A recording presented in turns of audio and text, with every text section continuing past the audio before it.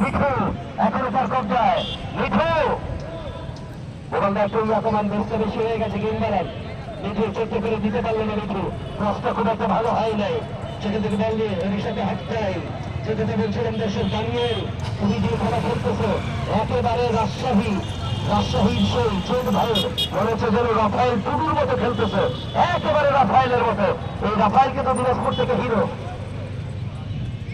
না, মাঠে কেউ ঢুকে না বর্মা থেকে ঢুকবে না। দেশে বিরত হয়ে গেল। বিরত পর্যন্ত কোনো দল গোল আদায় করে হতে পারে গোল শূন্য অবস্থা। কিন্তু আপনার খেলা যখন মাঠে গড়াবে তখন আরেকবার এসে আপনাদের সামনে কথা বলবো। ততক্ষণ পর্যন্ত আমার বিরতি। তবে শরীফ ভিডিওর সাথে অধিকারী শরীফ ভাই যারা কমেন্ট করেছেন তাদের উত্তরগুলো দিতে রাখেন। কমেন্টের উত্তর গোল হয় নাই নাকি? না,